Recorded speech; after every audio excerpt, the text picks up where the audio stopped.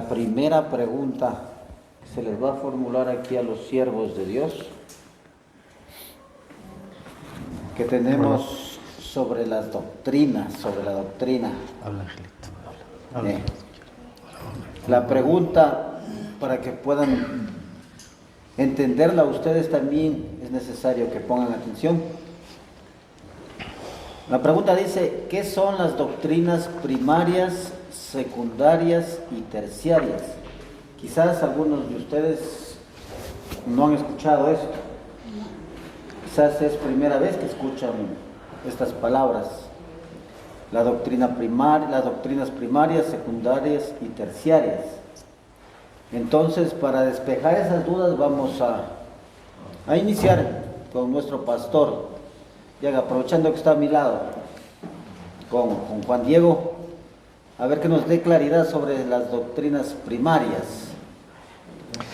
Ok, gracias, muy buenas noches con todos. Bueno, cuando hablamos de doctrinas primarias, secundarias y terciarias, lo que menos queremos hacer es relativizar la verdad. Lo que estamos diciendo es que sí hay diferentes niveles de importancia e inclusive esto es bueno conocerlo como cristianos para estar unidos en lo esencial, ¿sí?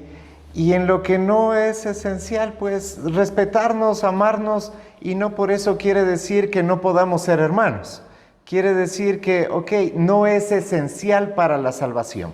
Entonces las primarias, que es lo que Carlos está preguntando en primera instancia, son estas doctrinas que son esenciales para la salvación y aquellas doctrinas con las cuales no podemos negociar.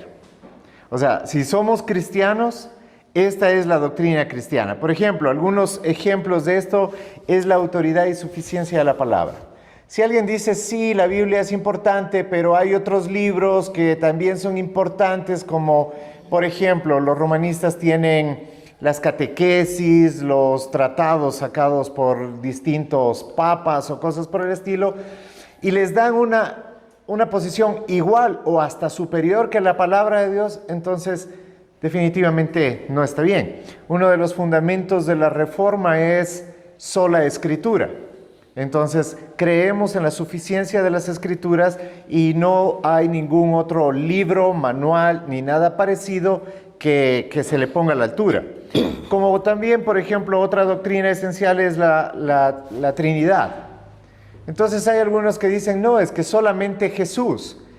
Cuando ya tenemos ese tipo de pensamiento, nos damos cuenta de que ya no estamos hablando del mismo Dios.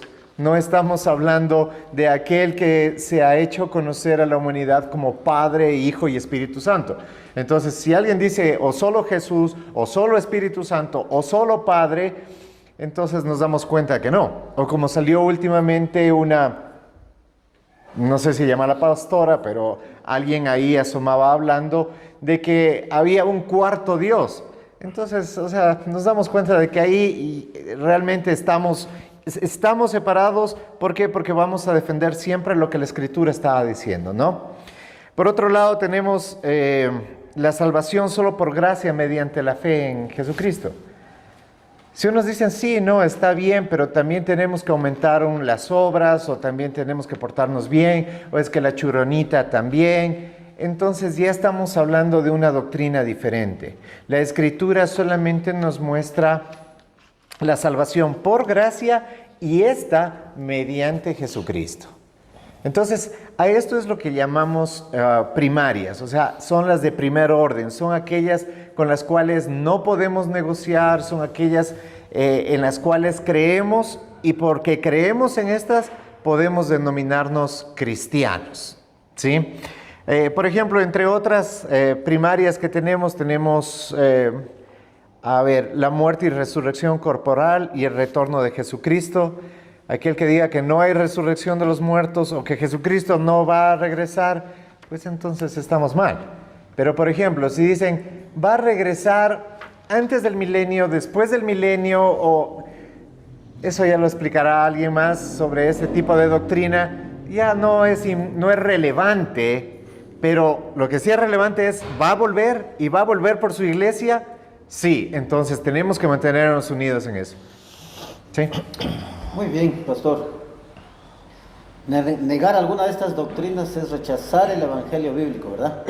Totalmente, ya no estaríamos hablando del Y en sí evangelio. las primarias son las que, como que las que tienen más, con las que no hay cómo negociar, mejor dicho. Jamás se podría negociar con eso. Pero tenemos las secundarias, y para eso nos va a dar más claridad Angelito, el pastor Ángel, sobre las doctrinas secundarias. Bien, buenas noches queridos hermanos. Como lo dijo Juan Diego, hay tres clases de doctrinas, ¿sí? Ya les explicó él lo que es la doctrina primaria, o sea que no se puede negociar, pero también existen las doctrinas secundarias, que son muy significativas, pero no cambian, digamos, el resto. No determina. No determinan, digamos, una persona si es salva o no es salva.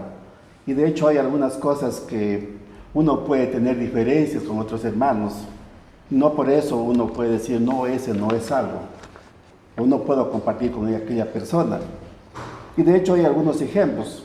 Algo que es muy común, por ejemplo, hay personas que dicen, no, yo guardo el día sábado. Está bien. Y eso no significa que va a tener la salvación. Hay otros ejemplos, por ejemplo, puede ser de Gobierno eclesiástico. gobiernos eclesiásticos, ¿no? Dice que los pastores, por ejemplo, son los que dan órdenes más que todos. No. El bautizo también, el modo. Es la forma de bautizar también, de pronto. O sea, hay algunas cosas que no cambian lo que es verdaderamente esencial. Y uno, por eso, no puede decir, tal persona no puedo compartir con aquella persona porque no estamos de acuerdo.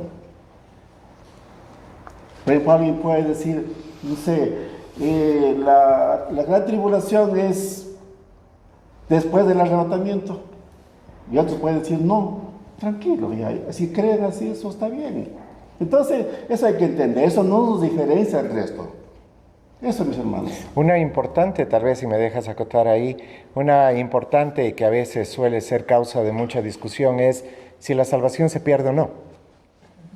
¿Ya? La salvación se pierde o no. Entonces hay quienes, de manera bíblica creo, creemos que la salvación no se pierde porque no es por nuestras obras, es por la gracia de Dios, y si Él nos ha escogido desde antes de la fundación del mundo, yo pensaría que no la puedo perder. Pero si aquí hay alguien que dice, no, es que sí se puede perder, no hay problema. Estamos de acuerdo en que, en lo primario, solo por Jesucristo somos salvos, claro. Entonces, bueno, si tú crees que la pierdes, ok, cuídala. Y si yo pienso que no se pierde, no es que no la cuide, quiere decir que voy a vivir como que soy salvo por la gracia de Dios. Entonces, no es importante. Con respecto al bautismo, es importante resaltar que si bien es cierto, no podríamos tal vez considerarla como una primaria, porque no es esencial para la salvación. Cuando digo esencial me refiero a, por ejemplo, el ladrón que murió junto a Jesucristo. Él no pudo bautizarse, no tuvo la ocasión de bautizarse. No es que no es importante, sino que él obviamente no tuvo ni el tiempo, ni el lugar, ni el espacio para hacerlo. ¿Ya? Entonces, ok, no se bautizó, entonces por eso no es salvo. No.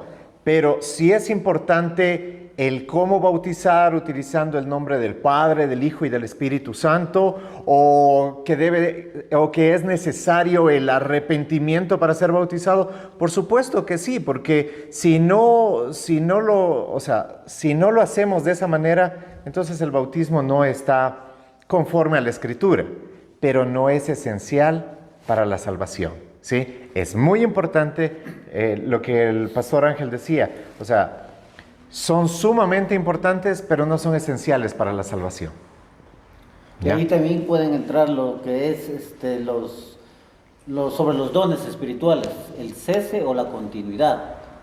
Algunos dicen, no, los dones todavía están activos. Vigentes. Otros dicen, han dejado ya de cesar. Y con eso no nos diferencia. Igual creen en Jesús, creen en la obra de Jesucristo en la cruz. O sea, no podemos por eso tal vez estar peleando o algo así, no.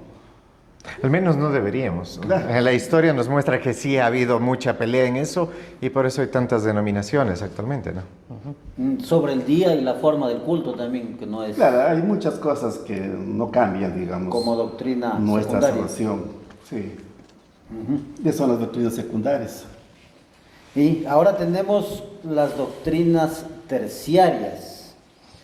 Vamos a ver de qué se tratan las doctrinas terciarias y para esto nos va a dar un poco de claridad el pastor Carlos. Bien, las doctrinas primarias, en verdad, creo que son el corazón del Evangelio, ¿no? Lo más importante, aquello con lo que no podemos negociar, ya lo mencionó el pastor Juan Diego. Las secundarias, aquellas que sí podemos tener un diferente... la forma o las formas de cómo se desarrollan, pero que al final no nos deberían llegar a la ruptura. En cambio, las terciarias son o tienen esta característica, son en las áreas de la conciencia, en la convivencia y la convicción personal, ¿ya? Debemos ser claros, la Biblia es muy clara en cuanto a temas de fe y de vida, ¿ya? Pero hay áreas en las que escuchamos muchas cosas, hay muchas posiciones. Unos dicen unas cosas de cómo se debe alimentarse, incluso cómo deben cuidar la forma de los alimentos que ingieren. Otros dicen que no, unos que no comen carne, otros que sí comen carne. Creo que no hay un mandato claro con respecto a eso. Entonces esa es una doctrina terciaria que el creyente puede llegar a tener una apreciación en cuanto estudie la Biblia y le muestre. Por eso es de convicción personal.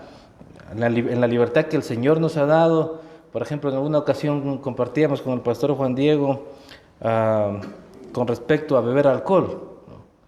Y eso es una área también que no hay un mandato explícito. Si bien hay directrices como para los obispos, para los diáconos y para los ancianos, para la asamblea, para la iglesia, el resto de la iglesia, no hay un mandato explícito. Entonces, ahí aplica la convicción personal, la conciencia, ¿no? La conciencia cristiana. Entonces, ahí es donde entra la doctrina terciaria. En cambio, hay iglesias que hacen de esto base fundamental Doctrina para la salvación. O sea, si bebiste una copa de cerveza, te destituyeron de la gracia de Dios. Estás fuera del reino de los cielos. Entonces, esto más allá que ser base doctrinal, es un área de conciencia. Es algo que depende de la libertad que uno tenga y de la convicción personal que tiene. Y así en diferentes áreas, como en el estilo de la ropa, en el uso de maquillaje, en la participación de ciertas celebraciones culturales. Hoy en día, en la libertad que nosotros podemos tener, podemos saber y entender a qué vamos y a qué no vamos, ¿no? No, sin necesidad de que seamos manipulados. Y esa es la verdadera libertad que Dios nos ha dado, que no tenga que decir el pastor aquí lo que tienen que hacer y ustedes seguirlo como ovejitas, sino que a través de la Escritura leerlo y en la convicción y en la libertad que tienen a través de la palabra puedan hacer lo que en libertad Dios les manda hacer. Y eso, la aplicación para esto es, y la base de esto es unidad en lo esencial. Las doctrinas primarias, eso debería ser innegociable, deberíamos tratarlo y nada más aclarar puntos, no llegar a acuerdos, sino aclarar puntos. En cambio, en las doctrinas secundarias y aún en las terciarias, podemos llegar a consensos y podemos caminar como hermanos, como lo que somos, aún con estas diferencias de pensamiento y de convicciones personales, ¿no? Tenemos libertad en esto que es secundario y hasta terciario, ¿no? Eso, hermanos. Y sobre todo tenemos que guardar la característica esta, ¿no? La característica del amor, que es parte del mandato de Dios para su iglesia. Sostengamos, dice, a los débiles en la fe. Alguno que se pueda creer fuerte y diga, no, es que yo no hago esto ni lo otro, pero tú estás haciendo aquello. Ok, a lo mejor está siendo parte del proceso de esa persona. A lo mejor siga por muchos años así, pero si es un creyente fiel y está en la verdad, obviamente todo eso es parte del proceso. No vamos a decirle a nosotros, como los religiosos, ¿no?, que está destituido del reino de los cielos, sino es parte de la iglesia. ¿no? Entonces, esas son las doctrinas terciarias, que puede incomodar a ciertos creyentes, hermanos, que puede traer cierta resistencia. No, es que debería ser de esta forma, y la iglesia debería tener una postura firme con respecto a aquel tema. Les acabo de decir, cortaríamos o coartaríamos la libertad si nosotros como pastores tuviéramos que decirles, oye, mira, tienen que vivir de esta forma, tienen que vestir el día domingo de tal o cual forma, ¿no? Lo que muchas iglesias hacen. Eso no es esencial. Esencial es que entendamos todos que fuimos salvados por Cristo, y que esa salvación ha sido por gracia, por medio de la fe. Eso es esencial. Que podamos llegar, obviamente no vamos a llegar la Biblia nos menciona que decorosamente, pero en ese decoro, una dama elegante, como alguien que quiere usar vestido, como un pantalón, eso no define la salvación de una persona, ¿no? Como en el caso de nosotros los pastores, el acuerdo que tenemos no define la salvación ni la doctrina, el que prediquemos con terno o prediquemos con camisa manga larga o manga corta, no, son cosas secundarias y terciarias, ¿no? Eso. Si me permites ahí agotar algo. Alguna vez alguien me dijo, pero deberían ustedes poner claridad en estos temas para que la iglesia se sujete y sepa dónde ir. Y bueno, la gente espera eso. La gente espera que le digan, no, es que no debes tomar una sola copa porque en ella hay disolución de espíritu. No puedes ponerte un tatuaje, no puedes esto. Tal vez porque es lo más fácil para la congregación. Bueno, es que a mí me dijeron, entonces yo lo hago y tengo que ser obediente. Pero en eso no hay obediencia, en eso hay cautividad. El pastor Carlos lo explica muy bien. La libertad a la que nos llamó el Señor es a que en estas cosas terciarias, que inclusive hay muchos teólogos que consideran que no debe haber esta división, solo debería ser primarias y secundarias, aquellas que son esenciales para la salvación y las demás, ¿ya? Pero para hacer y contestar la pregunta, ya que la pregunta se ha hecho en los tres niveles, sí tenemos que darnos cuenta que, al menos en la última, debe primar el amor. Si te hiciste un tatuaje, bueno, debes estar consciente en el principio que dice el apóstol Pablo, todo me es permitido, pero no todo me edifica. Entonces debes pensar, si tú le encuentras para tu vida un sentido a ese tatuaje y dices, esto me edifica y esto me hace bien, no solamente es una emoción del momento o de la juventud, bueno, póntela, pero nadie debería juzgarte en si eso es o no es. Otra cosa nos decía, pero es que ustedes deben de tener una posición con respecto a la Navidad, porque yo he visto que ustedes sí ponen árbol y que, bueno, o sea, sí, el que quiere poner árbol y festejar la Navidad, que lo haga, y el que no quiera, no lo hace. Si eso en el sentido general está afectando a alguien y sabes que le afecta, entonces tal vez deberías pensar, es mejor no hacerlo porque mi hermano débil, y ahí habla la Escritura en cuanto a los débiles en la fe, ¿sí? No quiere decir que el débil en la fe es alguien perdido, no, quiere decir que no tiene un entendimiento de madurez. Entonces, bueno, probablemente no lo haga, pero probablemente también te lo puedo explicar para que tú también tengas esa libertad y no vivas en la religiosidad, ¿sí? Vivas sí la religión, porque la religión es buena, la Escritura nos habla acerca de la religión, pero ya cuando nos vamos a esos extremos de los sismos, por ejemplo, la religiosidad o el humanismo, y a esas cosas que son extensivas, tenemos que tener mucho cuidado con eso, ¿no? De resto, la humanidad es buena, sí o no, somos parte de la humanidad. El humanismo, tendríamos que tener cuidado sobre ciertas cosas. Eso. Muy bien. Creo que queda muy claro lo de las doctrinas primarias, secundarias y terciarias. Y aquí se viene una pregunta bien interesante, porque al menos en este tiempo se utiliza mucho la psicología. ¿Qué pensamos de la psicología? ¿Psicología o escritura? ¿Por dónde vamos? Y aquí entra la pregunta. ¿Es la psicología inherente, contraria a las escrituras? ¿Puede un cristiano comprometido con una cosmovisión bíblica abrazar el ejercicio profesional de la psicología o acudir a un psicólogo sin comprometer la fidelidad de su fe, siempre que esta práctica esté sujeta a la autoridad de la palabra de Dios y al señorío de Cristo. Vamos a ver qué tienen que decir respecto a esta pregunta. ¿Psicología o escritura? O las dos al mismo tiempo, no sé. Hay oyentes que están esperando la respuesta. ¿Cuál se atreve?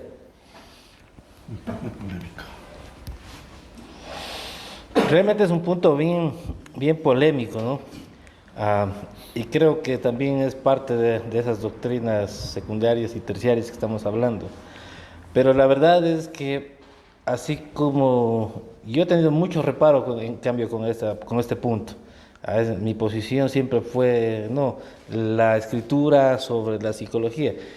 Y no es que haya cambiado de pensamiento, sigo creyendo igual. Ahora, cuando hablamos de problemas de conducta social o problemas psicológicos a nivel neural, creemos que la Biblia sí es sobre todo, pero hay temas en los que puede acompañar la medicina moderna, como no es un libro, la Biblia no es un libro de medicina psiquiátrica, por ejemplo. Un campo en el que ni nosotros como creyentes podríamos atrevernos a ahondar ni a tratar de buscar solución a problemas psiquiátricos. En cambio, la medicina sí. Entonces, creo que los verdaderos creyentes sí abrazaríamos primero la escritura por encima de todo, pero nos apoyaríamos en la medicina en estos temas en los que realmente se necesita hacer uso de aquellas herramientas que Dios mismo ha provisto. Creo yo que Dios mismo ha provisto. Eso sería. ¿Qué piensas, Angelito? Saben que hay muchas personas que satanizan. Dice, el cristiano no debe ir a un psicólogo. ¿Han escuchado eso? Bueno, tomemos en cuenta esto. La psicología es una ciencia, como puede ser la medicina, cualquier otra carrera, ¿sí? Y un ser humano que está compuesto por cuerpo, alma y espíritu necesita también ayuda en su alma, en su mente, ¿no es cierto? Y la psicología es lo que trata de alguna manera de sacar el problema que está atravesando la persona. Entonces, entendamos esto. La psicología no puede curar algo. La palabra de Dios sí puede curar. Pero nosotros sí la podemos utilizar como una herramienta de ayuda. Siempre y cuando no pensemos que la psicología está por encima de la palabra de Dios. Que a nadie se le ocurre eso. La palabra es suficiente para todo. Pero nosotros, como somos seres humanos compuestos del alma, necesitamos obviamente de un entendido en la materia para ser ayudados a descubrir ciertos problemas que tenemos. Entonces es lo que hace el psicólogo, tratar de sacar el problema, a ver lo que el ser humano está pasando y de alguna manera también ayudar algo. Pero tengan en cuenta, el psicólogo no cura, la palabra de Dios sí cura. Eso. Bueno, tal vez en este tema puedo aportar un poco más porque justamente mi esposa es psicóloga y esta conversación la tuvimos antes de que ella comience su carrera como psicóloga, ¿no? Entonces, yo quisiera que en la Escritura veamos lo que dice segunda de Timoteo 3, 16 y 17, justamente, ¿no? Dice, toda escritura es inspirada por Dios y útil para enseñar, para reprender, para corregir, para instruir en justicia, a fin de que el hombre de Dios sea perfecto, equipado para toda buena obra. Entonces estamos hablando de la suficiencia de la palabra de Dios. Pero decir y hablar de la suficiencia de la palabra de Dios no quiere decir que la palabra de Dios habla sobre todos los temas. Si yo quisiera construir un edificio, no podría utilizar la Biblia para construir un edificio. Jamás. ¿Sí? Si yo estoy mal del corazón, ya, yo no voy a ir al pastor para que me opere, sino yo buscaría un cardiólogo.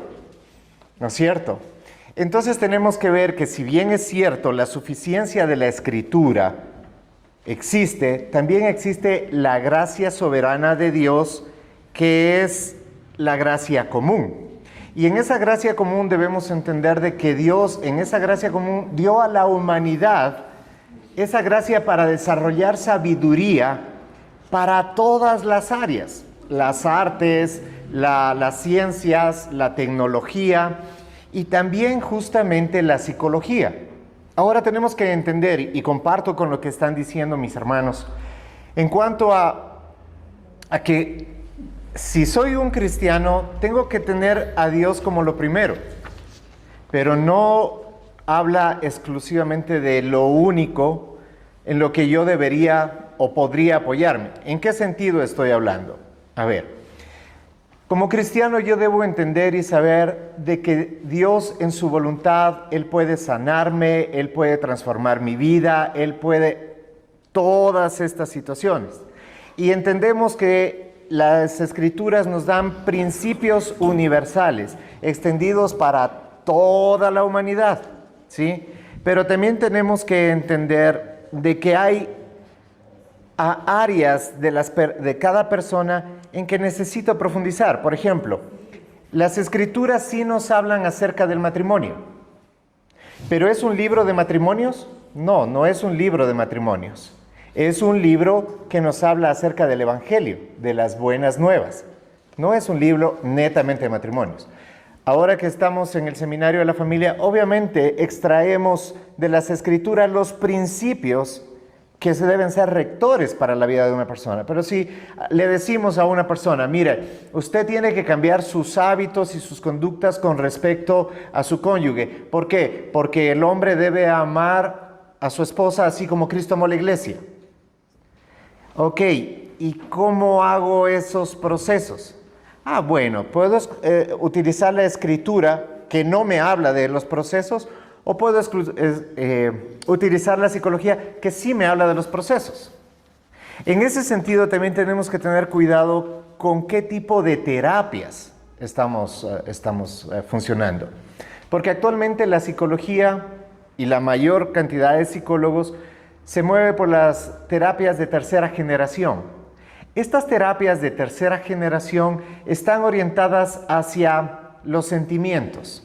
Entonces, como tú te sientes, así está bien. Nadie debería decirte nada en contra de tus sentimientos. Entonces, si a un varón se siente como una mujer, está bien. Siéntete como una mujer. Eso es lo que siente. Esa es tu deconstrucción social, o eso es lo que tú quieres hacer. Espérate, ¿eso va en contra de las Escrituras? Sí, entonces eso está mal. Está mal. ¿Sí? Yo me siento una niña sin género. No entiendo cómo se puede dar eso. Una niña sin género de 4 años. Oye, necesitas terapia. O sea, necesitas terapia en realidad, porque eso no está bien. Pero las terapias de tercera generación dicen, está bien. Mientras tú no le hagas daño a nadie, entonces estás bien. Y eso es diabólico.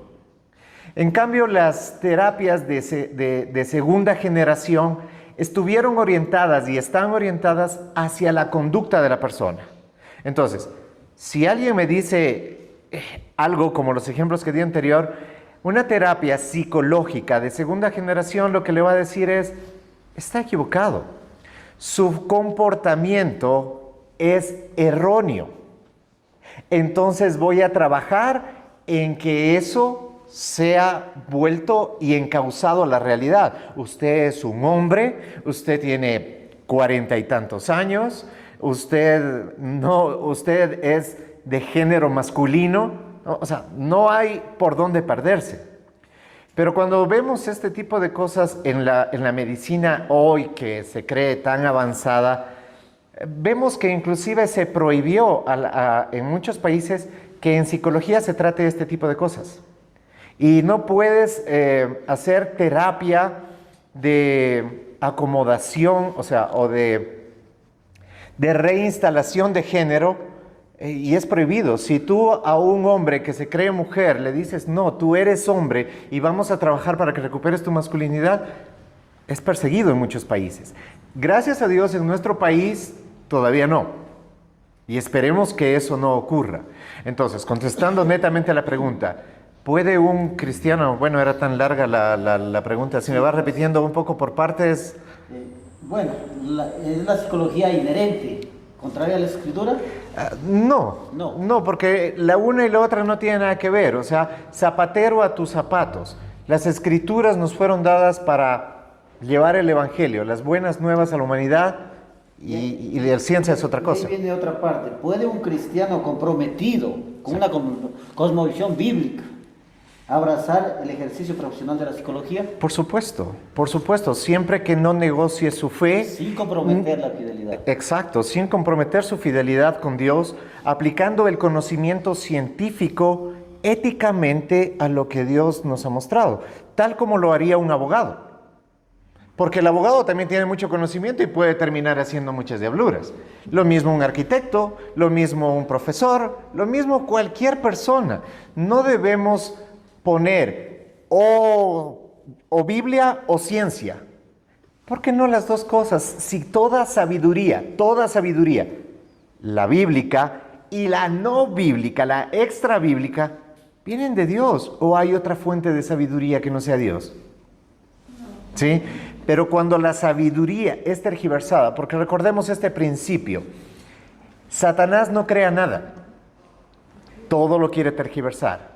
Él no puede crear a un hombre y una mujer, entonces la tergiverso en 56 géneros, ¿sí? Él no puede, él no puede crear, nueva ciencia, pero la puedo tergiversar.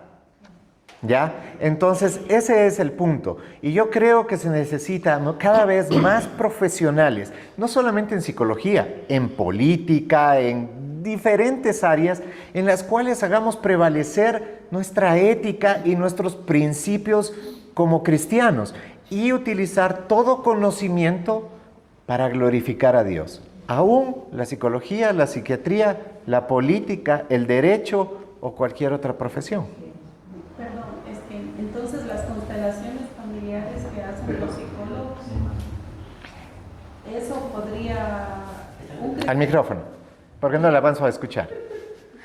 Él preguntaba que si el tema de las constelaciones familiares, que generalmente pues lo hacen los psicólogos, que son terapias para sanar las generaciones pasadas y toda esa cadena de maldiciones, pero obvio, ellos dicen que esas son las mejores terapias para sanar y liberar al paciente, ¿no? Eso justamente es una terapia de tercera generación, o lo que se conoce como, no sé si lo pronuncio bien, mindfulness. ¿Ya? Son terapias que no tienen nada que ver con la ciencia, sino más bien están pegadas al esoterismo. Claro.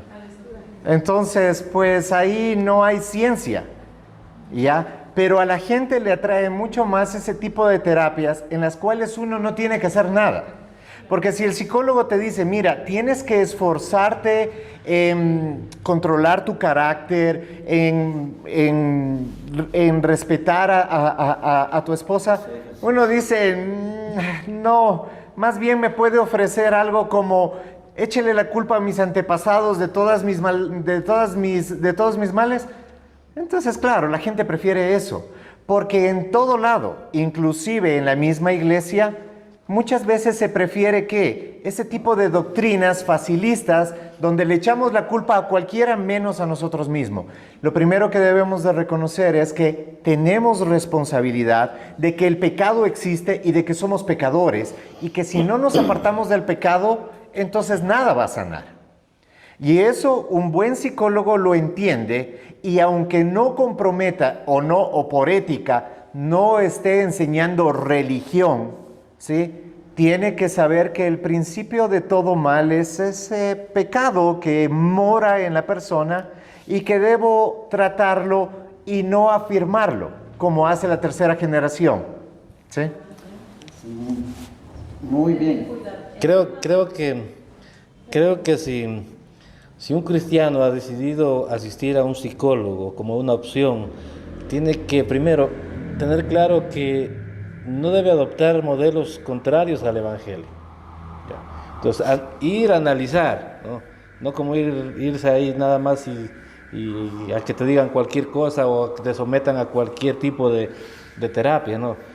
El verdadero cristiano, y recuerden, estamos hablando de verdaderos cristianos que abrazan su fe y que a la hora de ir a un psicólogo no están dispuestos a comprometer su fe.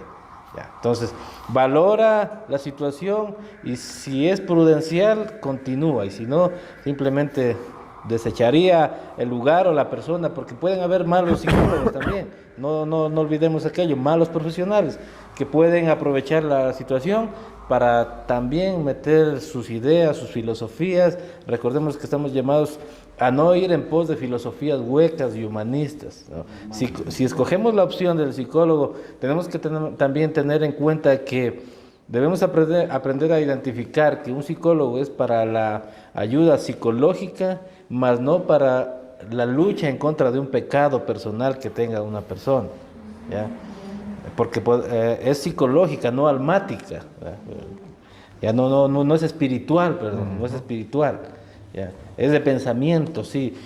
Estás considerando, no sé, considerando, no estoy diciendo que estás diciendo, considerando ideas suicidas, entonces sí, te puede ayudar muy bien con aquello, ¿ya?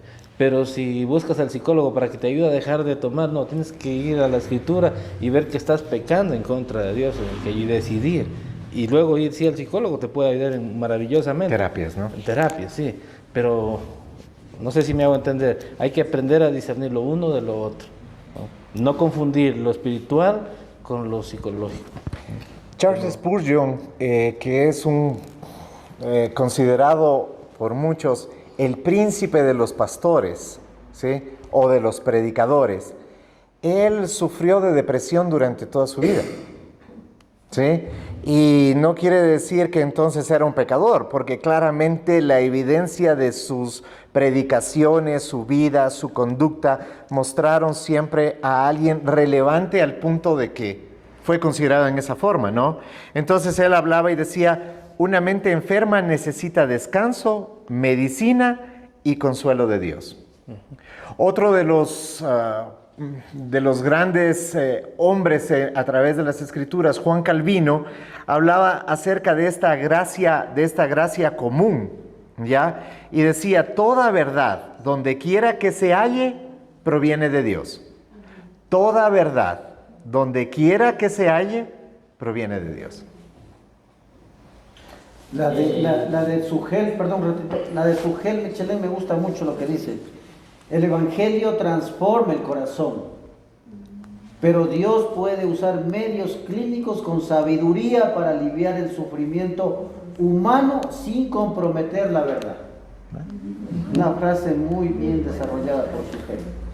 Adelante, Richard. Muchas gracias. De hecho, algo así mismo iba a decir porque actualmente estamos en el programa de Celebremos la Recuperación y muchos de los puntos que vemos es nuestras heridas de nuestra infancia, porque todo lo que aprendimos de nuestra infancia fueron heredados de nuestros padres y tenemos que aprender a sanar estas heridas para poder vivir una vida mejor con Cristo, para poder cambiar esas actitudes que teníamos arraigadas, sembradas desde nuestros padres y poder curar esas heridas que tenemos del alma. Y de hecho eso nos enseña el programa de Celebremos la Recuperación. No es solo para la adicción, sino poder sanar todo este tipo de heridas que tenemos en nuestra niñez. Sin duda, y Celebremos la Recuperación es un proceso terapéutico, en realidad. Y lo que tú acabas de describir es una terapia de primera generación, en el cual vamos a las raíces de donde obtenemos los hábitos o las conductas, ¿no? Entonces, claro, lo aprendemos de nuestros padres, de nuestro entorno, pero alguna vez el pastor Carlos enseñó en una prédica que para mí fue muy, muy clara, en el que la misma Escritura lo dice, que los pecados de los padres no pasarán a los hijos, ni los hijos serán juzgados por los de los padres. Cada uno es responsable de sí mismo, pero obviamente aprendemos hábitos y conductas de nuestros padres. Pero eso no quiere decir que ellos nos pasaron el pecado. Eso no existe. Pero lo aprendemos de ellos y para eso nos ayudan muy bien las terapias que nos ayudan a entender de dónde viene, luego a dejarlas. Y tomemos en cuenta que estas terapias tienen principios cristianos. Primera y segunda generación generalmente son terapias muy aceptables. De tercera generación no les recomiendo a nadie en absoluto. Qué bueno. ¿Alguien tal vez alguna pregunta antes de pasar a la siguiente? O acotación. ¿O alguna acotación que tenga, alguna duda? Yo tengo algo. A ver, Clarita. Creo que sí se relaciona con lo que estamos ahorita hablando. Por ejemplo, lo que dice el doctor, bueno, digamos, lo que dice el doctor Bieli, cuando uno va a una consulta dice, sus padres tuvieron cáncer, sus padres tuvieron colesterol, como es diabetes, entonces comienzan a estudiar, dice, es probable que usted también tenga uno de los padres. Entonces yo, en mi caso ha pasado eso, entonces, pero yo sé decir, pero yo sé que Dios nos tiene sanos, Él nos cuida, Él nos defiende. Yo no digo que tengo cáncer, yo no. Un poco tu experiencia. Mi papá murió de cáncer, mi hermano murió de cáncer y todo. Pero a veces hace dudar, porque todos preguntan, yo no sé a quién creer, si le creo a Dios la palabra que dice que me la he sanidad, o le creo que de verdad esto venimos llevando y ya también el cáncer en él. Es algo así que, o sea, ya que se está hablando esto. ¿Me puedo ayudar con ya, ahora mi hermana habla de los antecedentes familiares en el historial clínico que piden los médicos. No es porque vayamos a padecer nosotros esta enfermedad, sino que hay una probabilidad, pero depende mucho de nuestro estilo y calidad de vida. Entonces, puede de un 100%, solamente el 10% se da en ciencia, científicamente, de que a pesar de que usted tenga un estilo de vida saludable o cambie cada uno de sus hábitos, un 10% de que hay esta probabilidad de que hayan genes hereditarios para contraer tal enfermedad. Pero el 90% vamos a apreciar lo que realmente depende de mi conducta alimentaria, de mi estilo de vida, de la carga de estrés que yo lleve.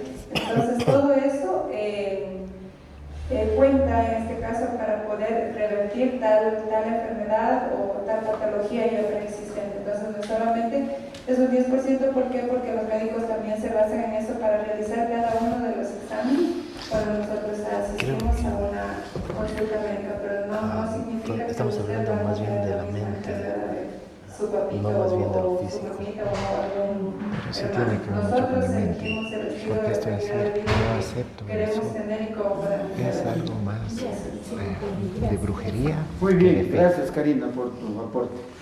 Creo que Pero da me trató. cierta claridad lo que dice Karina. Quiero aclarar algo.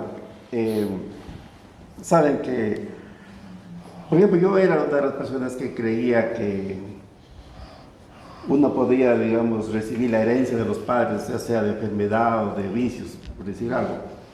Entonces nosotros habíamos aprendido de que todo eso, cuando uno se rompe las cadenas de maldición, ya queda atrás. Todo se acabó, ya como somos hijos de Dios, se terminó todo ese asunto. No es así, hermanos. Ahora, ¿qué pasaría si una persona se enferma y porque el papá, no sé, la mamá tuvo cáncer antes y el hijo o la hija también tiene cáncer? ¿Qué puede hacer en esos casos? Necesariamente tiene que recurrir a un médico, ¿no es cierto? Pero hay casos, por ejemplo, y yo me pongo en ese caso, de que yo antes creía y decía que Dios sana toda enfermedad, y es verdad, Dios puede sanar toda enfermedad, sí, pero todo depende de su voluntad. Y yo caí en un gravísimo error, porque normalmente uno se enferma cada vez, y de hecho yo me enfermaba y aquí no está mi esposa como testiga, y nosotros orábamos y Dios me sanaba muchas enfermedades. Pero hubo un caso en que tuve una infección fuerte en mi cuerpo y yo con el fin de no acudir a un médico decía, Dios tiene que sanarme, Dios me va a sanar. Entonces orábamos, llegaba alguien, igual pedía oración y no me sanaba. Entonces mi familia, mis hijos, mi esposa decían, anda al médico. No, Dios tiene que sanarme. O sea, estaba en la mente, ¿no? En la mente. Y está bien, yo puedo decir la fe. Pero hay veces que no avanzamos.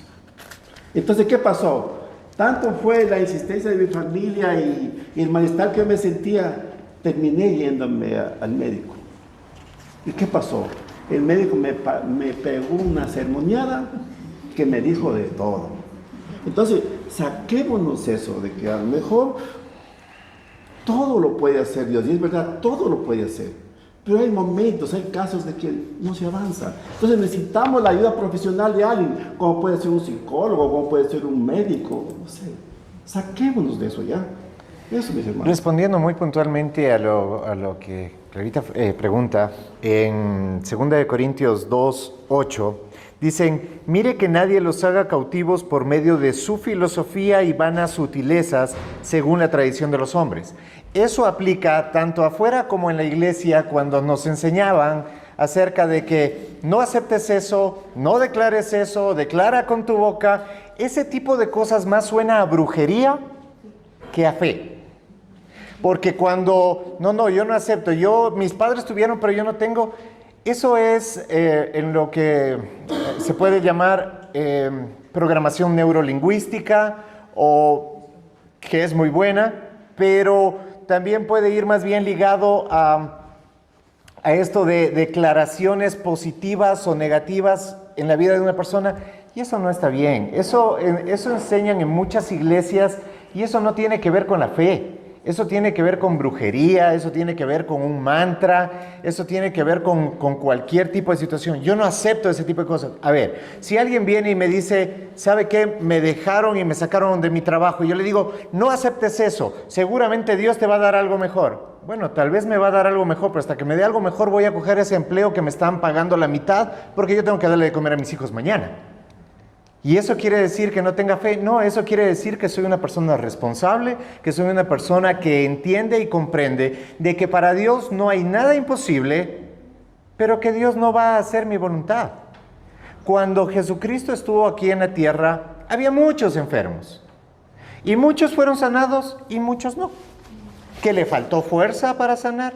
No. Ese no es el propósito principal de la venida de Jesucristo a la tierra. El propósito principal es que nosotros tengamos vida y la tengamos en abundancia. Eso quiere decir hacia la eternidad. No quiere decir que nosotros aquí tengamos que andar declarando, y cuando el médico, como nos explicó Karina, que gracias a Dios hay de toda sabiduría, y toda sabiduría viene de Dios, que pueda explicarnos y decirnos, no, cuando un médico te está preguntando eso, está analizando probabilidades, está utilizando ciencia como para direccionar por dónde van los estudios, por dónde van los exámenes, no para que tú en el fondo digas, no, yo no acepto eso, y lo que mis padres tuvieron yo no lo voy a tener. Suena bonito, nos encantaría que sea realidad, pero eso parece brujería, no fe. La fe es decir, hágase tu voluntad. Creo que queda... Job, recordemos el ejemplo más claro, ¿no? Job decía, tomaremos solo lo bueno de Dios y no lo malo, si ambas cosas provienen de Dios. O sea, Amén. Podemos atravesar el camino de la enfermedad, ¿no? Y un verdadero creyente va a entender que hasta en eso está la voluntad de Dios obrando y soberanamente actuando. Que esas zonas, como decíamos, los momentos en los que debamos aprovechar la providencia de esa gracia común esa sabiduría común que fue extendida afuera a los médicos, porque sí, seamos honestos, todos profesamos la fe cristiana y creemos mucho en Dios, toditos, ¿no? Los pastores a la cabeza, pero cuando nos hemos enfermado de gripe, creo que todos hemos tomado una dosis para la gripe. ¿Nos faltó fe? No. ¿Nos quitó del evangelio? No. ¿Nos quitó la salvación? No. Entonces hay que ser un poco más pragmáticos, diría yo, prácticos, ¿no? Entender que realmente una cosa, y eso es lo que estamos hablando con respecto a esto de la psicología, ¿no? Siendo entendidos de lo que estamos haciendo, ¿no? No vamos a ir en pos de las fábulas y de las filosofías huecas como para ponerlas encima del evangelio, encima de Dios. No se trata de eso. No es que ahora como los pastores en Alfa 180 nos dicen que sí, es una posibilidad que se puede hacer, entonces te duele algo al psicólogo, te duele otra cosa al médico. No, se dice que tengas consenso, que aprendas a identificar los momentos en los que vas a necesitar utilizar de aquellos recursos. En los momentos que no necesites, la gracia de Dios, como dice Angelito, a mí en innumerables veces me ha sanado de muchas cosas, pero en otras tampoco no me hace nada. Entonces, ¿qué? Tengo que recurrir a esa gracia común, a esa sabiduría común. Y Job lo dice claramente, lo que es bueno viene de Dios y lo que es malo también viene de Dios. Ambas cosas son de aceptar de parte del Señor. Nos enseñan algo siempre. Gracias, Pastor Carlos. Se viene una pregunta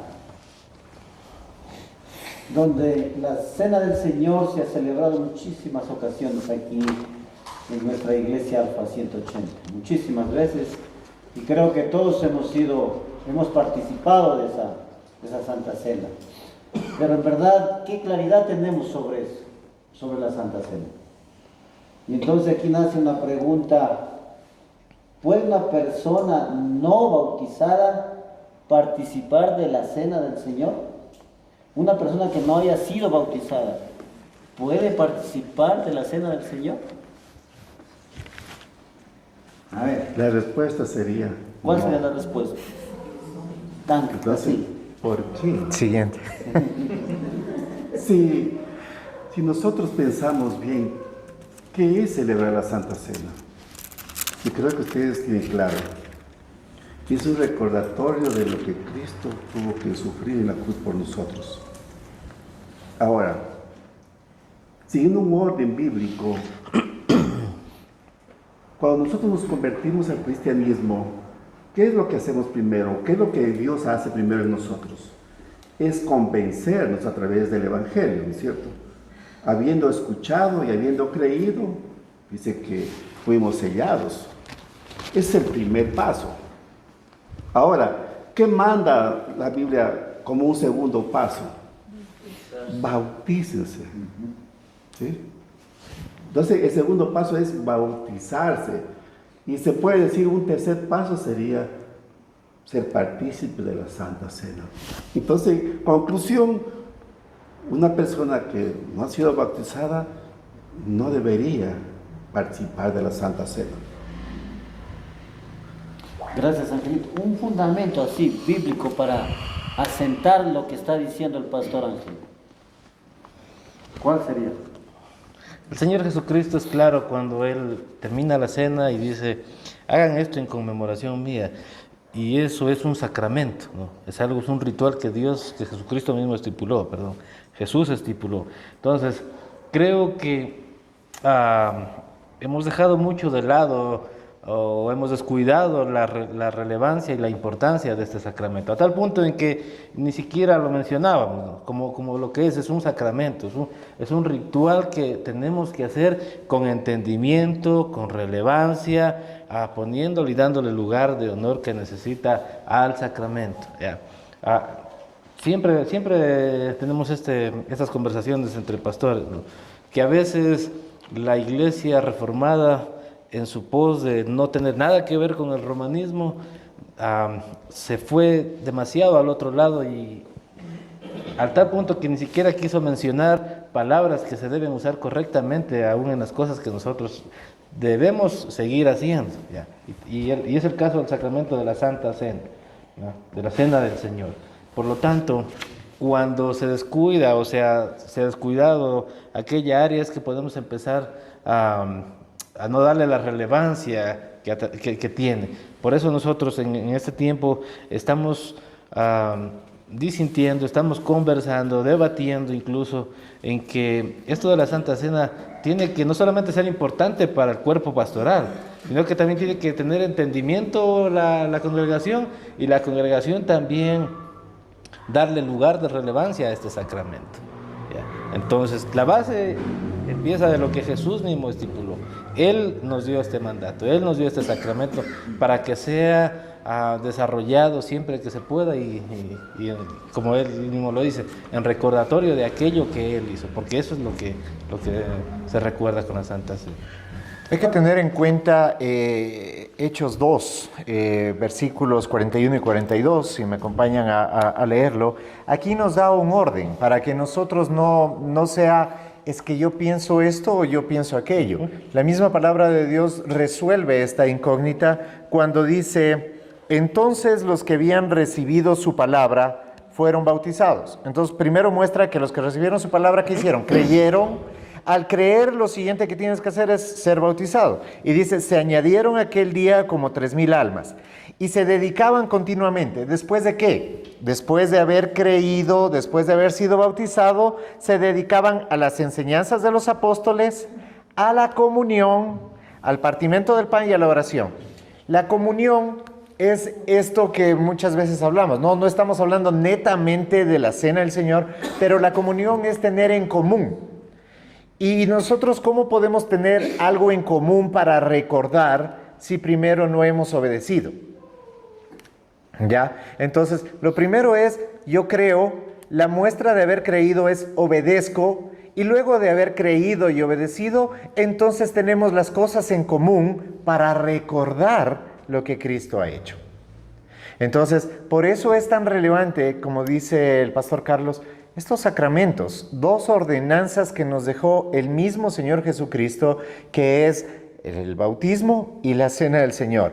Pero si hay un orden, claro que hay un orden. Primero bautícenles, luego enséñenles, y entonces una vez que ellos han aprendido, entonces pues claro, tengan las cosas en común.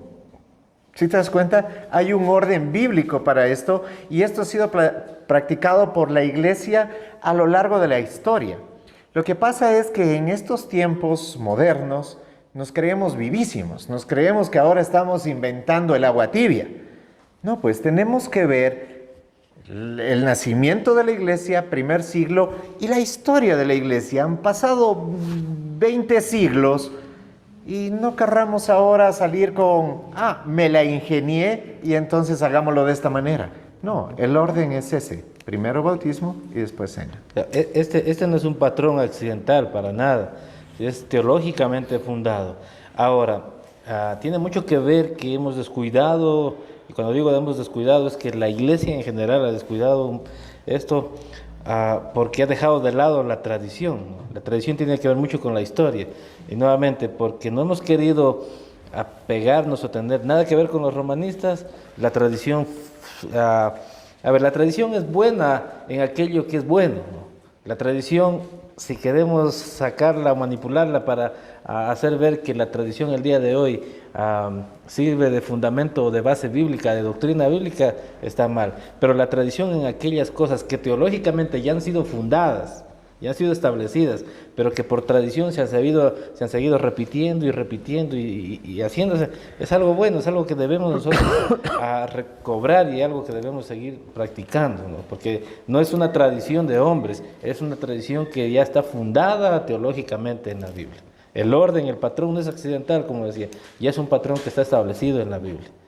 Hechos 2, 41 y 42 lo muestran, ¿no? Entonces, ¿la Iglesia qué le corresponde en este tiempo? Nuevamente, volver a las bases y hacer aquello que ya está teológicamente establecido. Nada inventado por Alfa 180. Es la Biblia recordándonos que tenemos que hacer lo que se tiene que hacer. Gracias, Pastor Carlos. De hecho, 1 Corintios 11:27 dice, lo aclara muy bien, y debemos tomarlo para todos nosotros con mucho respeto, honra, cuando se celebra la Santa Cena. De manera que cualquiera que comiere este pan o bebiere esta copa del Señor indignamente, será culpado del cuerpo y de la sangre del Señor, porque el que come y bebe sin discernir el cuerpo, juicio come y bebe para sí. De ahí podemos arrancar, creo que toda la importancia que tiene la cena del Señor, ¿verdad? Una cosita, doctor. Entonces, cuando se celebra aquí la cena, justamente, ¿no es cierto? Habría entonces que poner justamente, quiénes han sido bautizados, eso es lo que hemos hecho.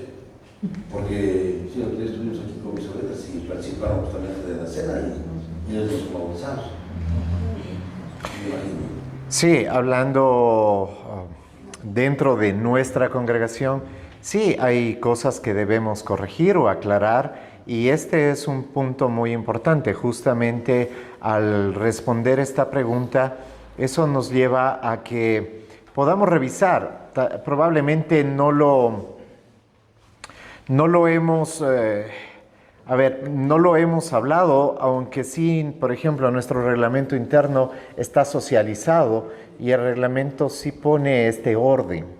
Y lo pone no como parte de nuestra parte legal, sino de nuestra parte doctrinal, ¿sí? Pero la aclaración que tú haces es muy importante, porque en base a eso también podría aparecer la pregunta, ¿hay excepciones a esta regla? Por ejemplo, si no han hecho bautismos en la iglesia, ¿ya? O sea, yo me convertí hace 2, 3 semanas y no han hecho bautismos en la iglesia. O sea, ¿me tengo que esperar a noviembre o diciembre cuando haya bautismos? La respuesta es sí. Así contestando como contestó el pastor Ángel, ¿no? La respuesta es sí. Porque, a ver, si nosotros ponemos excepciones a la norma, al principio bíblico, entonces le estamos quitando la importancia a la obediencia. Y, a ver, unos podrán decir, y el caso que yo presenté hace un momento, ¿no? El ladrón que muere junto a Jesucristo, él nunca se bautizó. Claro, esto es algo providencial que sucede, pero eso no quiere decir que sea la norma eclesiástica, ¿ya? Eso no quiere decir que entonces en la iglesia nosotros tenemos que hacer de esa manera. No, lo que deberíamos hacer como pastores es más bien hablar con la persona, darle esa claridad y motivarle que se bautice lo más pronto. ¿Y eso a qué nos lleva? Nos lleva a que no solamente debemos bautizarnos cuando hay la ocasión en la iglesia, porque el eunuco le dijo a Felipe, ¿qué impide que yo me bautice? Entonces no quiere, él está proponiendo el momento, no es que Felipe le dice, no, ¿sabes qué? Los próximos bautismos vamos a tener en noviembre, tienes que aguantarte. No, sino que, ¿qué impide? Entonces, la idea es, ¿qué impide? Bueno, habla con uno de los ancianos, habla con uno de los diáconos y te puede bautizar. Te puede decir, no sé, si tú tienes un lugar en tu casa, o puedes ir a un río, o vas a la piscina municipal y te bautizas. Y puedes participar tranquilamente. Pero estoy de acuerdo. Ahora, tal vez viene esta pregunta. Entonces ellos participaron de la cena del Señor, entonces cometieron pecado, actuaron indignamente. No, porque el desconocimiento en este caso de aquel que no es parte, ¿sí? No es parte aún del cuerpo, ¿ya? Y al no haber sido explicado o al no haber tenido ocasión anterior para aprender sobre esto, lo único que hizo fue compartir una galleta y un jugo. No estuvo recordando, ni fue el acto litúrgico pero créelo que en la próxima nosotros vamos a dar esa indicación muy claramente que aquel que no ha sido bautizado se abstenga hasta la próxima. Es más, lo hemos conversado en el consejo porque lo que dice el pastor Carlos es muy importante. Este instituto ministerial no solamente es un aprendizaje para quienes nos están escuchando, ustedes, sino también es debatir bíblicamente lo que debemos hacer. Entonces, inclusive sería muy bueno decir, miren, la próxima semana vamos a tener Santa Cena. Yo me gustaría participar, ¿será posible bautizarme en esta semana? Bueno, hay 3 ancianos, 3 diáconos que podrían tranquilamente, uno de ellos, hacerlo. No sé si eso da cabida a otra pregunta. Si alguien tiene ¿Alguna pregunta en ese sentido? En el caso de... El bautismo público. En el caso de El bautismo los público. divorciados, por ejemplo, se divorcian y ya quedan como que ya no pueden tener comunión, ya no pueden recibir la Santa Cena. No específico. Los divorciados. Okay. No tiene que ver con el condicionamiento civil, sino con creer en el corazón. A ver, es una muy, muy buena pregunta. A ver, si yo conozco a Cristo y me divorcio, estoy siendo totalmente contrario a la enseñanza bíblica, que lo que Dios ha unido no lo separa el hombre. Entonces, si yo no soy obediente a su palabra, ¿por qué quiero ser obediente en su comunión? Sería mi pregunta, ¿ya? Ahora, si yo me divorcié, no conocía de Dios y me arrepiento y ahora ya he conocido al Señor y quiero participar en la comunión. Bueno, hay el principio, pero yo creo que esos son casos puntuales que debería tratarse con uno de los ancianos de la iglesia, ¿no? Entonces uno ir y hablar. Por ejemplo, si yo soy el adúltero y era cristiano, entre comillas, ¿ya? Y soy el adúltero, nuevamente, ¿para qué quieres participar en la comunión si en lo poco que tuviste no pudiste mantenerlo? ¿Para qué quieres participar en algo más? ¿Para qué quieres tener los beneficios si no eres capaz de sostenerte, no? ¿Ya? Entonces, tal vez es una situación que debería analizarse individualmente, pero en el sentido principal, o sea, sería, si dices ser cristiano y te divorciaste, primero resuelve tu asunto del divorcio antes de que quieras participar en la cena del Señor. Sí sería mi recomendación pastoral. ¿Sí? No lo creo porque tampoco el matrimonio soluciona la situación anterior. ¿Sí? Tampoco la soluciona. Es como decir, sí, estábamos fornicando cuando éramos novios, pero ahora que ya nos casamos, ya quedó validado. No, el matrimonio no resuelve el pecado. El matrimonio es una institución que se crea a través de la ceremonia, del matrimonio civil, pero eso no quiere decir que eso soluciona el pecado. La solución para el pecado es Cristo, no el matrimonio. ¿Sí? No las nuevas nupcias. Que yo pensaría, y eso podría ser pregunta para la siguiente, esto de las nuevas nupcias, que inclusive ya se ha practicado, pero deberíamos ver a la luz de las Escrituras si se debe o no. ¿Ya? Muy bien, qué bien. No sé si me permite, si me estoy tomando un poco de tiempo, y la pregunta tal vez lo hiciera aquí a mis copastores, en el sentido de, estábamos hablando hace un momento de, bueno, vamos entonces al bautismo y puede ser, y puede entenderse, pero el bautismo, una de las cosas que, o sea, por lógica es el bautismo, si el bautismo es un testimonio público, si yo me voy a bautizar con nuestro diácono, y entonces deja de ser un bautismo público, o ¿cómo sería? ¿Cómo se entendería esto, hermanos, tal vez? Bueno, Ya hice la pregunta, te estoy quedando a tu trabajo. normalmente los bautismos se lo hace públicamente a la vista de toda la congregación, pero si una autoridad que ha sido designada lo hace, es válido. Pongamos un ejemplo bíblico. Lo que hizo Felipe con el eunuco. ¿Cuántos tuvieron? 2 personas. Sí sirvió, sí valió el bautismo. Entonces, lo malo sería hacerlo un bautismo en secreto. Privado. Privado. Entonces, eso sí. Pero si ya lo da a conocer a una persona que ha sido reconocida, está bien. Ahora, aquí hay un punto importante, ¿no? Con respecto al bautismo. Recordemos el mismo caso que mencionó Angelito. Felipe era un diácono, ¿no? Era un conocedor de la Escritura, alguien que sabía predicar, enseñó y sabe enseñar. Entonces, lo que nos lleva es que debe ser por un ministro reconocido, que tenga autoridad eclesial. Y sí, me gusta mucho la referencia cuando él habla en cuanto a los testigos, cuando la Biblia habla de que si ves a uno de tus hermanos estar en pecado, vas tú con él y le haces entrar en razón y has ganado un hermano, dice, delante de Dios has ganado un hermano.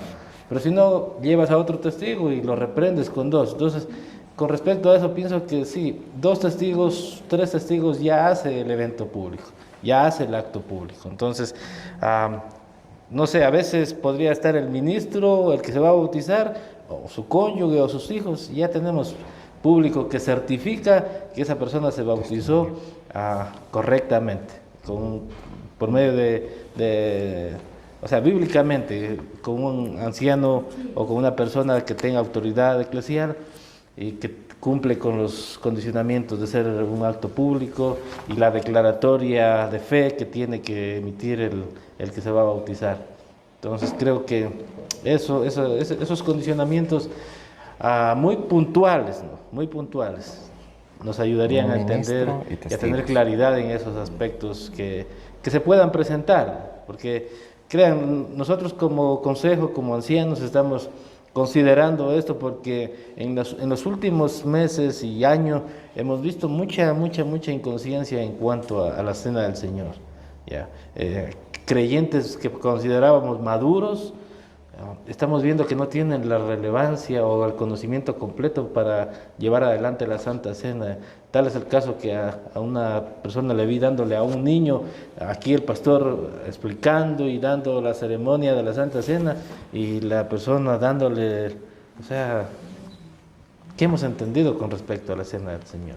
Entonces, por eso es que nosotros, como los llamados a ejercer la autoridad y la responsabilidad que Dios nos ha dado, tenemos que tener en cuenta esto y llevar a la congregación a corregir ese tipo de errores, ¿no? Porque no pueden darse, ¿ya? Tenemos que tener más cuidado con aquello. Entonces eso, hermanos, yo creo que el bautismo sería de esa forma en los casos puntuales. Yo tengo una pregunta con respecto a la toma de Santa Cena. Los pasos, que sí, claro, primeramente la persona tiene que ser creyente y luego bautizarse, pero no comprendo, por ejemplo, en Mateo 26, del 27 hasta el 28, en mi traducción dice: después tomó una copa, dio gracias y se la pasó diciendo: beban todos de él, esto es mi sangre, la sangre de la alianza, que es derramada por muchos para el perdón de sus pecados. Entonces aquí, no sé, tengo confusión cuando dice beban todos de él, cuando dice beban todos. O sea, no pone como un... Está hablando en el contexto. Si yo les digo aquí todos están invitados a comer un sanduchito, me estoy refiriendo a todos los que estamos en este contexto. No me estoy refiriendo a todo el mundo, ¿no es cierto? Entonces el contexto es ¿con quién estaba el Señor Jesucristo? Con los dos. Y ellos ya, sí, pero aún Él fue bautizado. Sí, pero aún Él fue bautizado. Y Él, recuerden, Él no partió el pan, Él remojó el pan. Claramente la Escritura no dice que Él participó de la cena, sino que Él remojó. El que moja el pan conmigo, ese es. ¿Sí? Entonces tengamos en cuenta eso. Y aparte de eso, aquí en la iglesia, ¿sí? Muchas personas lo están haciendo de la misma manera. Porque no se analizan a sí mismos. ¿Sí? Bueno, tenemos que tener cuidado porque no vaya a ser como expliqué en la última predicación. ¿Acaso soy yo, Señor? Mira que cada uno de ellos se probó a sí mismo. Pero uno de ellos que se probó dijo, no, yo sí puedo. Entonces, no veamos en los demás. Dice, cada uno pruébese a sí mismo. No cada uno piense del otro si puede o no puede. Cada uno responde por sí mismo. Fíjate lo importante que es la Santa Cena llevada de la forma correcta. ¿Me responde la pregunta? En el mismo Mateo 28 dice, 28, 19, 20 dice: por tanto, id y haced discípulos a todas las naciones. Y vean el patrón, bautizándolos y enseñándoles que guarden. Mateo 28, versículos 19 y 20. Dice: por tanto, id y hacer discípulos a todas las naciones, bautizándolos, enseñándoles que guarden, dice, todas las cosas que os he mandado. Entonces, antes de enseñar y observar a que las ordenanzas del Señor sean guardadas, incluyendo la cena, ¿qué habría que llevar a hacer al creyente en cuanto a mandatos? Bautizarse. Entonces, y sí, esto de... sí tiene esta palabra, tiene su límite. Cuando el Señor menciona eso, sí, no debemos olvidar nunca los contextos, ¿no? Fue la cena, la última cena con sus dos, ¿no? No tiene más allá. A lo mejor ese tipo de de exageración a la hora de entender las cosas que no son o que la Biblia no dice, puede ser que muchas personas estén participando de la cena de la manera incorrecta, indigna. Gracias. ¿Alguien tiene alguna pregunta que hacer sobre la cena, respecto a la cena? Yo digo, perdón. Cena, bautizo. Que cuando dé la enseñanza en la próxima cena, la gente va a decir, ¿y por qué antes lo hicieron y ahora dicen que no? Y si dice esto no los enseñamos, ahora estamos enseñando. ¿Por qué no enseñaron y ahora vienen a enseñar? Yo pienso así que puede haber. Porque el conocimiento es progresivo. ¿Sí? No todo lo sabemos, no todo lo entendemos, no todo está dado, pero cuando lo entendemos y no lo practicamos, entonces es tomado por pecado. Si sabiendo hacer lo bueno no lo haces, entonces ahora que tenemos el entendimiento dado por la Escritura, analizado desde la Escritura, entonces debemos hacia adelante corregir, pero hacia atrás no podemos corregirlo. Pero sí nos lleva a cuestionarnos cuántas de estas cosas estamos, por ejemplo, ¿qué cosas hemos corregido? Esto de los dones o la risa santa o cosas por el estilo. Había un conocimiento anterior que era ignorancia, y por ignorancia mi pueblo perece. Ahora que ya no hay ignorancia en eso, ¿lo tengo que seguir practicando para que la gente se sienta cómoda? No. Entonces, hacia adelante, la gente se podrá preguntar, ¿y por qué antes no lo hicieron? Bueno, porque antes no teníamos ese entendimiento, y es verdad, ¿sí? Nunca nos habíamos cuestionado, ni nosotros que estamos al frente de la congregación, ni la congregación. Porque en eso tenemos que nosotros tener claridad, queridos hermanos. Si bien es cierto, los pastores tenemos esta responsabilidad de estar escudriñando para cada vez encontrar y ser más bíblicos, eso no es exclusivo de los pastores, sino que es de la congregación. ¿Sí? Entonces, para eso son estos espacios, para poder hablar, poder dialogar, poder aprender cada vez más. Pero miren, ¿cuántas personas estamos? Entonces, ¿nos interesa o no nos interesa aprender? Sí, gracias a Dios estamos aquí para aprender los que estamos.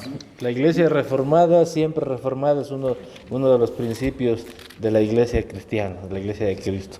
No lo sabemos todo, seguimos aprendiendo y como dijo el pastor Juan Diego, si entendiendo que la conducta o la corriente por la que estábamos llevando vemos como algo que no es correcto, lo mantuviéramos sabiendo que está mal, creo que Dios nos juzgaría a nosotros en cambio por mantenernos en esa posición, por no incomodar a la congregación. Muy de acuerdo con Carlos y con Juan Diego, el conocimiento es progresivo, y eso lo decía un conversatorio que tenía Paul Washer, Sugel, y decía que a lo mucho que han avanzado a entender de la Biblia es la pasta de la Biblia. Imagínense, esas personas que tienen doctorados, han predicado por más de 40 años y dicen que apenas la pasta, se han sumergido apenas en la pasta. Entonces, estoy muy de acuerdo cuando Juan Diego dice que es progresivo el conocimiento. Y como dice Carlos, si lo supiéramos conociendo la verdad y no hacerla, eso sí nos contaría como pecado. Perdón, una preguntita. En caso de alguien que esté en agonía, que ya está con la seguridad de que va a morir y quiere la comunión, ¿sí la dan? Llámele a un cura que le dé la extrema unción. A ver, volviendo a la realidad. Siempre habrá situaciones que podamos tratar de buscarle para poder decir, mira, aquí está una salvedad. Dejémoslo en el conocimiento general, ese es el principio. Si se llega a presentar un caso así, dejemos que entonces los responsables se hagan responsables. ¿Sí? Pero si respondo un supuesto, entonces el supuesto va a quererse aplicar en cada caso. No, es que está así y quién sabe si se nos muere, denle la comunión. Bueno, tal vez, y no es por hacer chiste, pero si es cristiano, pronto va a estar en la comunión con el Señor. Sí, pero no descartaría si la persona insiste y dice, bueno, mi deseo es bautizarme o participar, bueno, también que sea tu deseo obedecer, probablemente. Y analizaríamos qué tipo de enfermedad es. A lo mejor estoy muriendo, estoy desahuciado por los médicos, pero sí puedo levantarme y meterme en la ducha, meterme en la tina de la ducha, ¿no? ¿Ya? Entonces puede ser una opción. Entonces vamos a dejar más bien la pregunta ahí como tratemos de obedecer, eso es lo que dice, o sea, esforcémonos en obedecer, no tratemos, esforcémonos, y si se llegara a presentar el caso, que los responsables se hagan cargo de eso. Ya, lo que pasa es que había visto yo un caso de un chico que mató a unas personas y lo condenaron a la inyección letal, a pena de muerte. Y, o sea, era una cosa importante, al menos a mí me llegó mucho, porque él sabía ya la hora, el minuto, el segundo, y vieron cristianos ahí, como se dice esa palabra, acompañándolo. Y oraban por él, y bueno, y todo eso, pero a él no se le, solo, o sea, era algo rarísimo, porque no había expresiones en él de nada, o sea, Ni se inmutó, claro. No sé si quieres responder. no sé, pero era como psicópata, que no, o sea, cuando le dijeron que estaba condenado a muerte, él sonrió, se rió, o sea, y era una cara tan rara, una mirada tan extraña, no se le daba nada. Sí, entonces yo por ejemplo me he quedado con esa impresión porque impacta, que a veces yo no sé, será que uno es tan sensible o tan que el aire toca la pena o mira hasta algún animalito, a veces no, y en un ser humano ver esa frialdad, ese despotismo, sí, y que ni por más que ya vio que era su hora, su minuto. A veces creemos que somos más buenos que Dios y a veces debemos respetar la soberanía de Dios, ¿no? Su soberanía es eso, soberanía, no la entendemos, no la podemos explicar, no hay un curso teológico sobre aquello, es eso, es soberanía. ¿Y cómo se ven esos cristianos ahí orando y haciendo un sinnúmero de cosas? Están fuera de lugar. Están en un lugar donde no los han llamado a estar. Entonces hay que ocupar el lugar de cristianos. No podemos ser más buenos que Dios.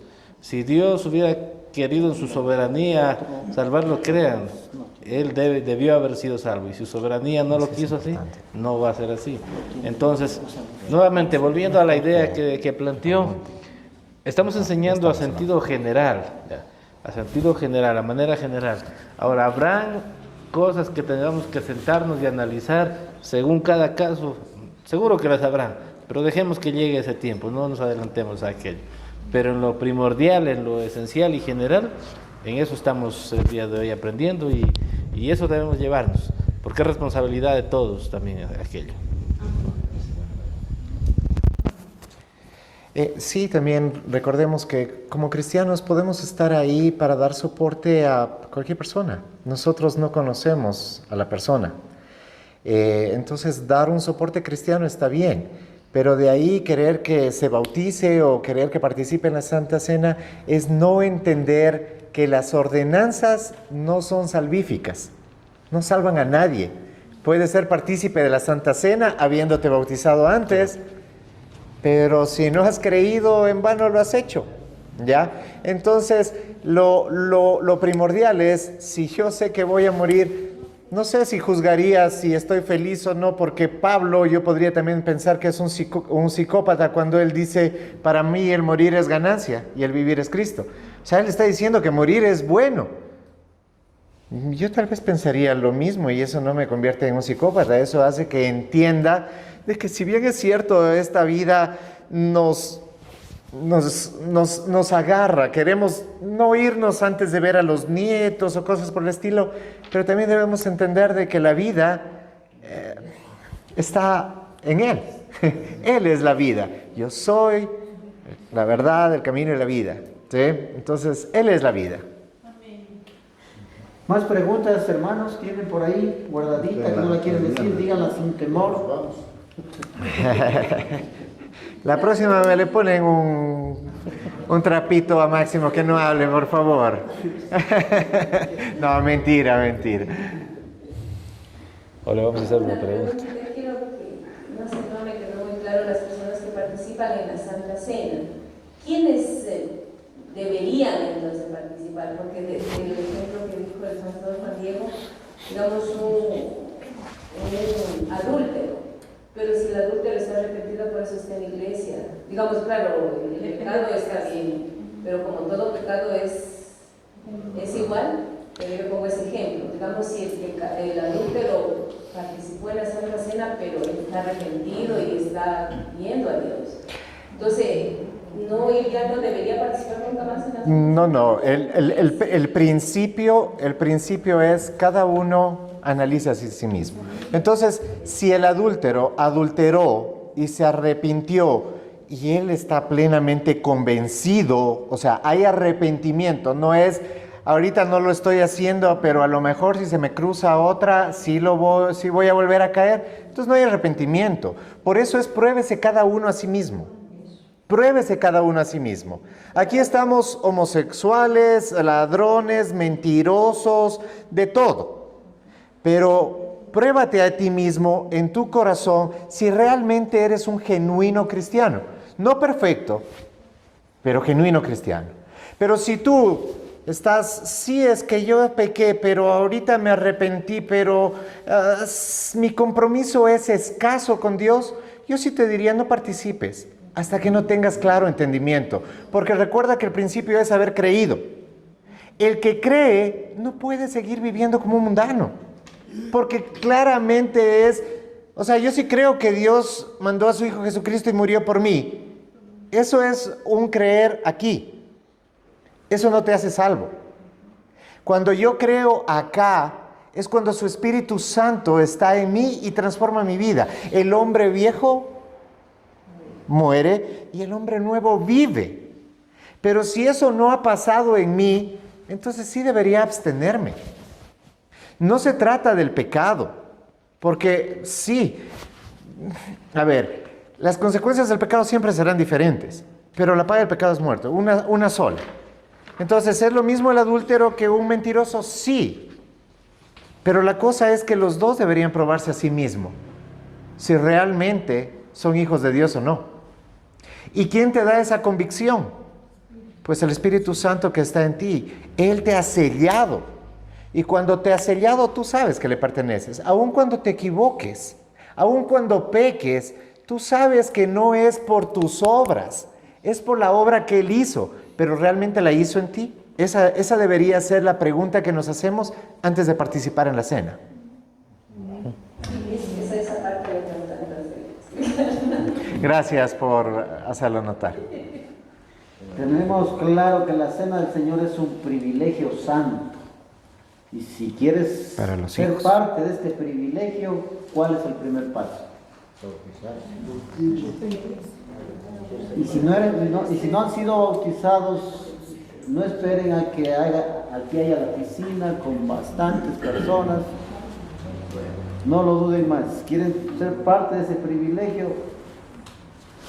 Pónganse en contacto con cualquier pastor y los bautizamos. Y para cerrar este punto, tenemos que tener en cuenta que la Cena del Señor es un sacramento instituido por nuestro Señor Jesucristo y es un sacramento de obediencia. Y ya difícilmente alguien que no crea va a poder someterse ni obedecer. Entonces, por eso es que estamos tratando de enseñar esto, que la pregunta que hizo Eliana es subsecuente al bautismo, pero inicialmente aquel que vaya a participar de la Cena del Señor, si no quiere bautizarse, entendemos que no quiere someterse, no quiere obedecer al Señor, porque sería lo más natural o lo más espontáneo que un creyente que crea en el Señor diga, como este eunuco, ¿qué impide? ¿No? Lo que dicen, ¿qué impide? O sea, conocí de la gracia del Señor, Él me ha hecho salvo el día de hoy, no voy a esperar 1 mes, 2 meses, 3 meses para ser bautizado. Oye, Carlos, Juan Diego, mira, yo quiero bautizarme, ayúdame en este paso de obediencia. ¿Ya? Entonces eso, el sacramento es un sacramento de obediencia. Y la comunión debe recordarnos esto, Claro. o sea, la comunión lo tengo en común con Cristo.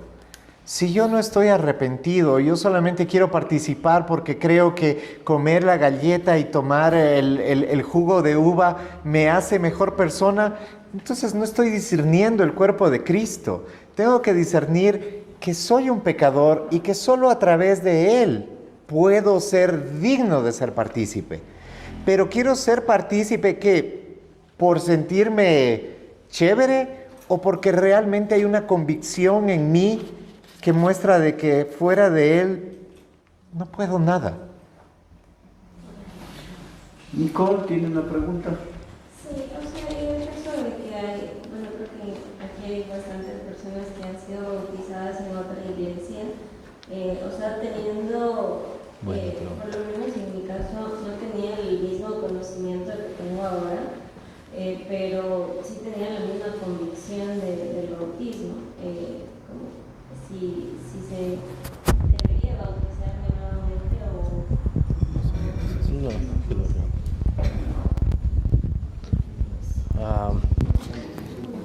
Topaste un punto importantísimo. Tener la convicción de aquello que estás creyendo es el principio del bautismo, ¿no? Entonces, en ese caso, nosotros diríamos, no necesitas volverte a bautizar, porque ya crees y lo hiciste creyendo en el Señor Jesucristo, que es la exclamación que se hace cuando se bautiza a alguien, ¿eh? Entonces, no, aquel que se hizo porque lo llevó la mujer, la mamá o el tío, no sé, y simplemente porque quería librarse de esa persona y se bautizó, aquella persona conociendo y siendo predicada y diga, no, ese bautismo, yo lo hice así a la ligera, necesito realmente bautizar. En esos casos, sí. Sí, recuerda que el conocimiento, hace un momento hablábamos, el conocimiento es progresivo. Iglesia reformada siempre reformándose. Entonces nos tocaría cada domingo volvernos a bautizar porque cada vez tendremos un nuevo conocimiento, ¿no? No, la idea es, creo en el Señor Jesucristo como mi Señor y Salvador, sí, ok. Luego aprenderé muchísimas otras cosas y aprenderé de escatología y aprenderé muchas cosas, pero eso no quita de que lo que creía en aquel tiempo lo sigo creyendo ahora, que Él es mi Salvador y Señor. Supremo. Entonces, si para ti ya fue, aun cuando hoy esa iglesia o no sea esa iglesia de tu agrado o ni siquiera sea bíblica, bueno, fuiste bautizada por un ministro ordenado con testigos y creyendo sobre todo. ¿Dame una charla antes del bautismo? Bueno, a nuestros jóvenes sí. Y obviamente antes del bautismo siempre se da la enseñanza, siempre le hemos dado. No damos una charla como tal, pero estamos considerando implementarla en el futuro. Porque si bien es cierto bueno, has creído y luego bautízate, creo que es importante saber en qué ha creído, ¿ya? Y por eso inclusive actualmente hay una conversación entre los apóstoles, ya digo, ya estamos de apóstoles, entre los ancianos, apóstoles, profetas, querubines y demás, ¿sí? ¿Cómo debería ser dado o cuál es la pregunta? Y al menos sabemos quienes consideramos que el credo niceno sería algo muy bueno de que la persona que se va a bautizar esté de acuerdo con el credo niceno, ¿sí? Que no es porque fue hecho ahí, no, es porque el credo niceno extrae las doctrinas primarias, ¿sí? Extrae las doctrinas primarias de las Escrituras y entonces sería muy bueno, ¿crees? Entonces sí, creo en esto, ¿ya? Entonces sería muy bueno como para hacerlo. Y creo que estamos considerándolo. ¿Quiénes creen que deberíamos darlo? No porque vamos a practicar democracia, sino porque una persona. Los demás no creen que debemos dar curso. A ver, ¿quiénes creen que debería darse? A ver, levanten la mano como que han comido. Ah, bueno, ok. Creo que sería Parece que sí. una pequeña catequesis en cuanto al bautismo, ¿ya? Y con esa palabra, catequesis. Porque es eso, es una enseñanza es una enseñanza corta en cuanto a la doctrina que se está desarrollando del bautismo. Porque noten, no sé si ustedes han notado en los bautismos, nosotros damos la charla aquí, pero a la hora de bautizar nosotros siempre les hacemos repetir con nosotros. Pero la exclamación de alguien que previo al bautismo, como en el caso del credo niceno que nosotros decimos, se le ha dado, se le ha informado, se le ha enseñado, y esta persona tiene que analizarlo, porque esa es la catequesis, ¿no? Cumplir el parámetro de enseñanza, y luego lo exclama en el bautismo, va a tener muchísimo mayor sentido a la hora de bautizarse aquella persona. ¿Ah? ¿Qué diferencia entre el credo católico y el credo niceno? Entonces imagínense qué bonito se vería a un creyente a la hora de bautizarse exclamando el credo apostólico. Era una declaración. Es una declaración. El credo es una declaración de lo que está creyendo. Entonces es bastante bueno. Al menos sería bueno que lo conozca. Por la expresión de algunos están preguntándose, ¿y qué es el credo niceno? O sea, ¿qué dice el credo niceno? ¿Qué es el que me hacían antes de que haga la primera comunión o cosas por el estilo? Bueno, creo que Carlos ya la acaba de anotar como una pregunta para después de 15 días en el instituto. Qué chévere, hermanos. Hemos tenido una noche muy edificante. Gracias, Pastor Juan Diego, Pastor Ángel y Pastor Carlos, por su colaboración. A ustedes también gracias por asistir.